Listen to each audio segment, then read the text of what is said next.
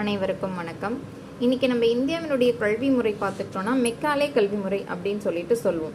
அது எதனால அப்படி அழைக்கப்படுகிறது அப்படின்னா, நம்ம இந்தியாவில் பலதரப்பட்ட மொழிகள் பேசினாலும் அனைத்து பள்ளிகளிலுமே நம்மளோட ஒரு பொது மொழியா இரண்டாவது பயிற்று மொழியா நம்ம ஆங்கிலம் வச்சிருக்கோம். அதற்கான முக்கியமான காரணம் மெக்காலே தான். ஓகே, ஸோ அது எப்படி நடைபெற்றது அப்படின்னு பார்த்தோம்னா, 1823 இந்தியாவிற்கு மெக்காலே வருகை தரத்துக்கு முன்னாடியே பொது கல்விக்கான ஒரு பொதுக்குழு ஒன்று அமைச்சாங்க. அது காலப்போக்கில் என்னாச்சு, 2 குழுவாக மாறிடுச்சு, 2 குழுவாக பிரிஞ்சிருச்சு. 1834 38 வரைக்கும் மெக்காலே அப்படின்றவர் என்ன பண்ணாரு, கவர்னர் ஜெனரலில் ஒரு ஆலோசனை குழுவில் சட்ட உறுப்பினராக இருந்தார்.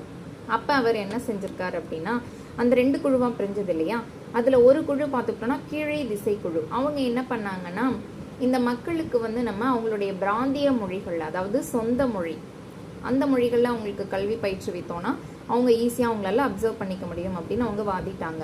இன்னொரு அடுத்தது ஆங்கில மரபு குழு. அந்த மரபு குழு என்ன சொல்லுது அப்படின்னா, இல்லை நம்ம ஆங்கிலத்தில் தான் இவங்களுக்கு கல்வி கற்பிக்கணும். ஏன்னா ஒவ்வொரு மாநிலத்துக்கும் மொழி மாறுபடுது, அப்போ அது ரொம்ப கஷ்டம் அப்படின்னு சொல்லியிருக்காங்க. அப்போ சொல்கிறப்ப இந்த மெக்காலே என்ன பண்ணியிருக்காரு, இல்லை நம்ம இந்தியர்களுக்கு ஆங்கில வழியிலேயே கல்வி கற்பிப்போம் அப்படின்னு சொல்லிட்டு அவங்க ஆங்கில மரபு குழுவுக்கு தன்னுடைய ஆதரவை தெரிவிக்கிறாரு. அதன் மட்டும் இல்லாமல் மினிட் ஆன் இந்தியன் எஜுகேஷன் அப்படின்னு சொல்லிட்டு இந்தியாவின் கல்வி குறித்த குறிப்புகள் அப்படின்னு சொல்லிட்டு ஒரு குறிப்புகளை வெளியிடுறாரு. அதன் மூலம் என்ன ஆகுது, இந்தியாவில் 1854 பம்பாய், சென்னை, கல்கட்டா இந்த 3 இடங்களில் பல்கலைக்கழகங்களை என்ன பண்ணுறாங்க, நிறுவுறாங்க.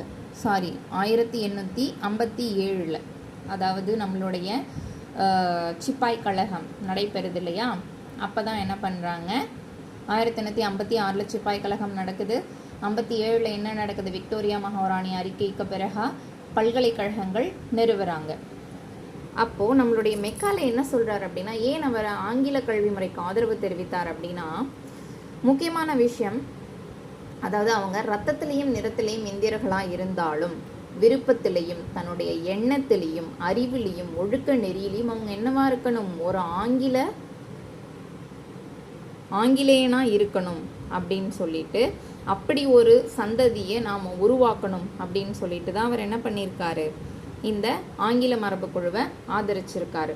அவங்க என்னமோ அவங்களுடைய சுயநலத்துக்காக தான் இவ்வளோ பெரிய இந்திய பேரரசை ஆள்றதுக்காக தான் இந்த மக்களுக்கு கல்வி அறிவை கொடுத்தாங்க. ஆனால் நாளடைவில் அதே கல்வி கற்ற மக்கள் தான் இந்திய விடுதலைக்காக போராடி நமக்கான சுதந்திரத்தை பெற்று கொடுத்தாங்க.